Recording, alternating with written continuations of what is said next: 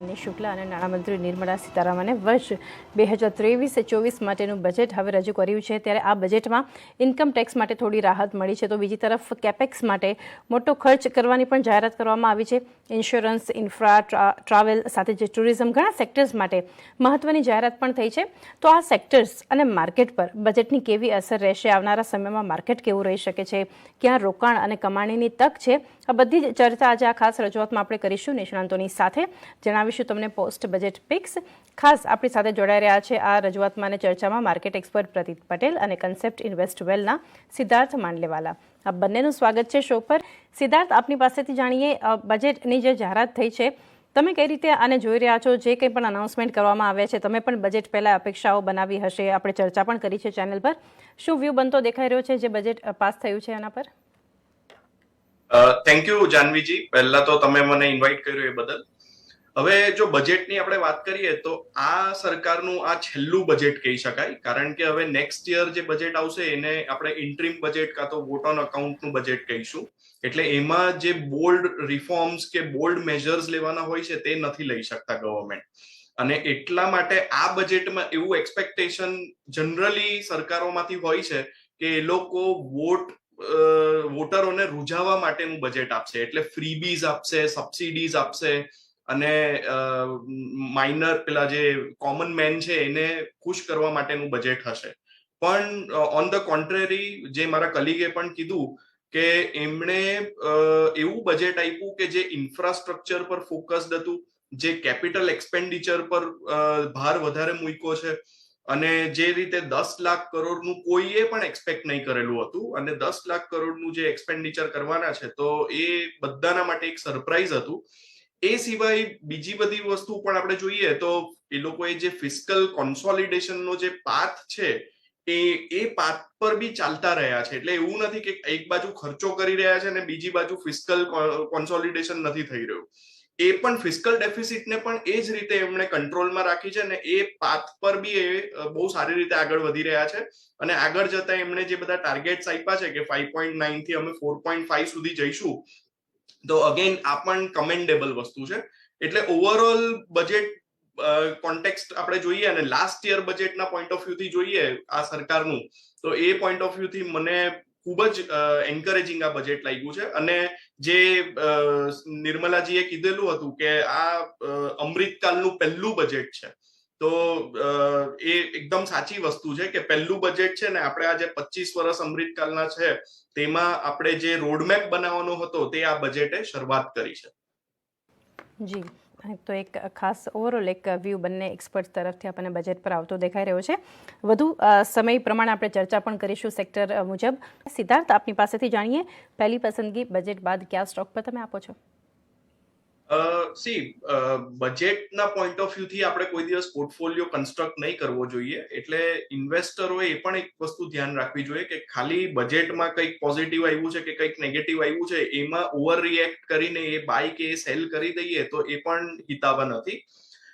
Overall જો આપણે વાત કરીએ તો જેમ આપણે વાત થઈ કે ઇન્ફ્રાસ્ટ્રક્ચર પર ખૂબ ફોકસ રહ્યું છે, તો એનો ઇનડાયરેક્ટ પ્લે હું બેંકની સાથે લઈશ કે આ બધી ઇન્ફ્રાસ્ટ્રક્ચર કંપનીને જે ફંડિંગ કરશે તે કોણ કરશે? તો મોટી બેંક કરી શકશે।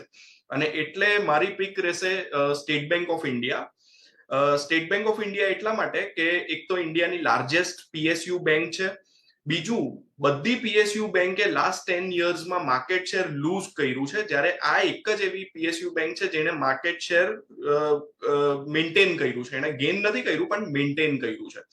બીજું, કોઈ પણ બેંકમાં આપણે લાયબિલિટી ફ્રેન્ચાઇઝ પર બહુ વધારે ફોકસ કરવું જોઈએ, અને સ્ટેટ બેંક ઓફ ઇન્ડિયાની liability franchise one of the best liability છે। એટલે તમે એના કાસા રેશિયો જો કે પછી આજે ટ્રસ્ટ ફેક્ટર તમે જો, આજે કોઈ પણ માણસે ફિક્સ ડિપોઝિટ કરવી હોય તો સૌથી પહેલા એને ટ્રસ્ટ આવે છે સ્ટેટ બેંક ઓફ ઇન્ડિયામાં।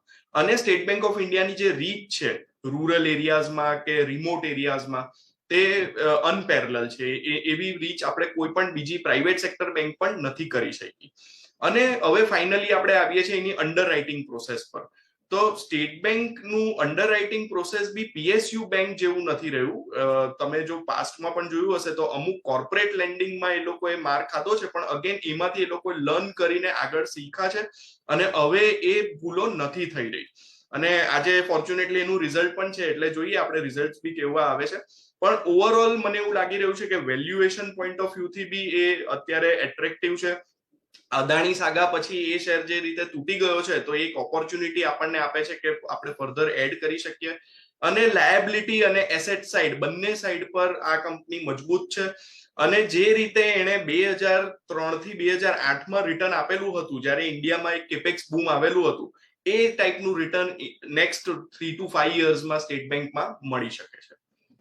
ઓકે, તો આવનારા 3 થી 5 વર્ષ માટેની પસંદગી જે બનતી દેખાઈ રહી છે, બેન્કિંગમાંથી એસબીઆઈના કાઉન્ટર પર ખાસ ફોકસ રાખવું જોઈએ. સલાહ સિદ્ધાર્થ, આપની પાસેથી જાણીએ બીજી પસંદગી કઈ જગ્યાએ? મને ઇન્સ્યોરન્સ સેક્ટર ઘણું પસંદ આવે છે ને એમાં પણ ખાસ કરીને નોન લાઈફ એટલે જે જનરલ ઇન્સ્યોરન્સ છે તે. હવે જનરલ ઇન્સ્યોરન્સમાં મારી પિક રહેશે સ્ટાર હેલ્થ ઇન્સ્યોરન્સ, જે લાસ્ટ યર લિસ્ટ થઈ હતી. હવે આ કંપની શા માટે કે એક તો આ કંપની છેલ્લા 1 વર્ષથી લોસ કરી રહી હતી, કારણ કે કોવિડના કારણે જે ક્લેમ રેશિયો વધી ગયો હતો અને તમામ જે રિટેલ હેલ્થ ઇન્સ્યોરન્સની કંપનીઝ હતી એ બધી જ લોસમાં ચાલી ગઈ હતી, કારણ કે આપણને બધાને ખબર છે કે કોવિડના કારણે હોસ્પિટલાઇઝેશન રેટ બહુ વધી ગયો હતો. પણ આ કંપની પ્રી કોવિડ જો તમે જોશો તો એના રિટર્ન ઓન ઇક્વિટી 17-18% રહ્યા છે. બીજું, આ કંપની લગભગ 22-23% ગ્રો થઈ રહી છે.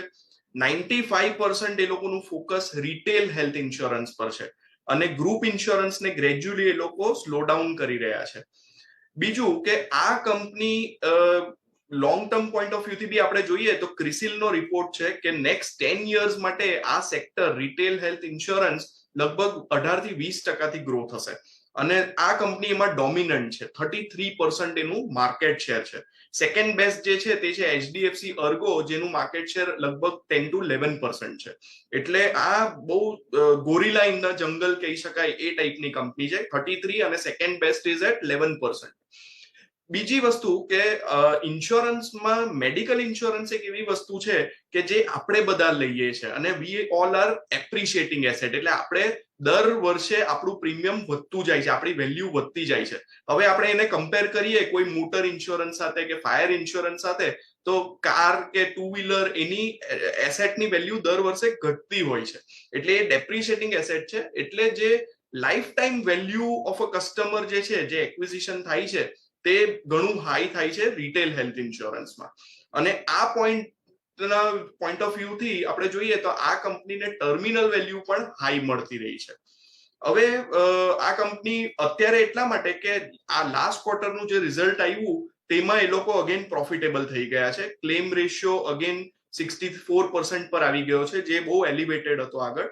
કમ્બાઇન્ડ રેશિયો બી 100 નીચે ચાલ્યો ગયો છે, 93-95 ની વચ્ચે એ લોકોએ જે ગાઈડન્સ આપ્યું છે એ રેન્જમાં આવી ગયો છે.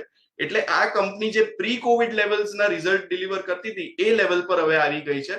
અને હવે ફ્યુચરમાં મારું એક્સપેક્ટેશન એવું છે કે આનું રિટર્ન ઓન ઇક્વિટી લગભગ 17-18% રહેશે, આનો ગ્રોથ રેટ લગભગ 15 થી 18% ની વચ્ચે રહેશે અને લોંગ રનવે છે આ કંપનીને ગ્રો થવા માટે.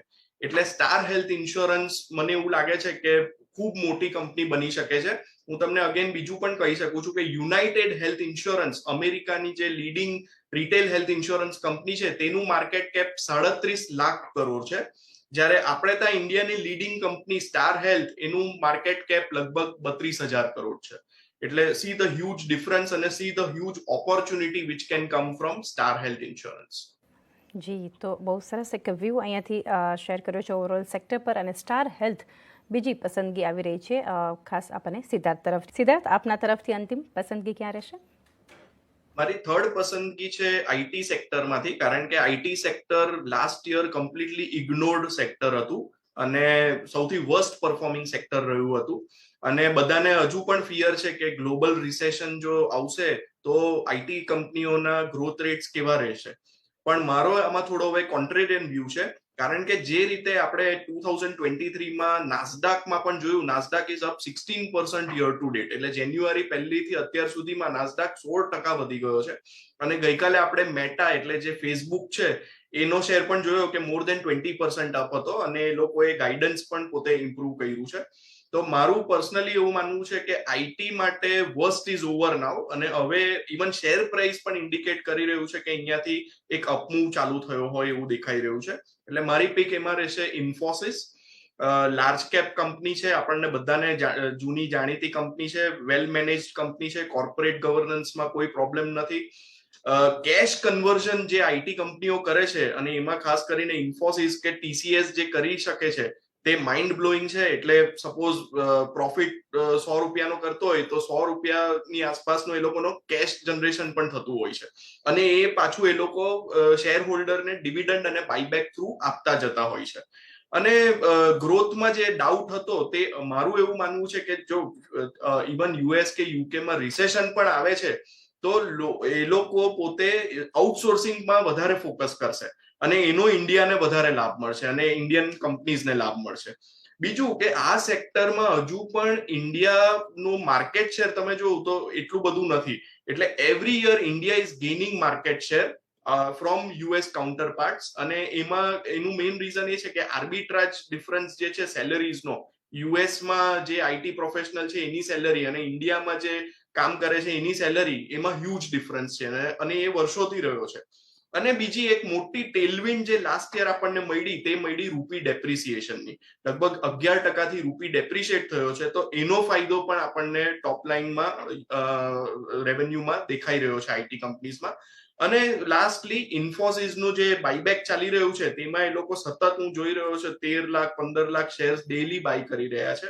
એટલે એ અગેન બતાવી રહ્યું છે કે કંપનીનો કોન્ફિડન્સ છે, અને શેર હોલ્ડરને આગળ જતા એનો પણ ઈપીએસમાં લાભ દેખાશે. એટલે આ બધાને આપણે જોડીને જોઈએ તો ઇન્ફોસિસ અહીંયાથી સારો પિક દેખાઈ રહ્યો છે. ઓકે, ઇન્ફોસિસ પર એક પસંદગી દેખાઈ રહી છે, અને અત્યાર સુધીના રેકમેન્ડેશન્સ જોઈએ તો અલગ અલગ સેક્ટર જે છે ખાસ કરીને ડાયવર્સિફાઈ પોર્ટફોલિયો અહીંથી તમારું બની શકે છે. પ્રતિ તરફથી જે પસંદગી આવી રહી છે આપણે એના પર નજર કરીએ તો ઇન્ફ્રા સ્પેસમાંથી એનસીસી પર પસંદગી છે, ટુરિઝમમાંથી ઇન્ડિયન હોટેલ પર પસંદગી આવતી દેખાઈ રહી છે, એનબીએફસીસમાંથી એમએનએમ ફિનાન્સ જે છે અહીંયાથી એક પસંદગી છે, સિદ્ધાર્થ તરફથી બેન્કિંગમાંથી એસબીઆઈ પર અહીંયાથી ખાસ એક પસંદગી છે, ઇન્સ્યોરન્સમાંથી સ્ટાર હેલ્થ અને આઈટી દિગ્ગજ ઇન્ફોસિસ પર પસંદગી આવતી દેખાઈ રહી છે. તો બધા જ સ્ટોક્સ જે છે ખાસ તમને કમાણીની તક અહીંયાથી આપી શકે છે. પ્રતીત અને સિદ્ધાર્થ, આ બંનેનો ખૂબ ખૂબ આભાર અમારી સાથે જોડાયા આ ખાસ રજૂઆતમાં અને રોકાણકારો માટે આ ખાસ સ્ટોક્સ લાવ્યા. આભાર આપ બંનેનો.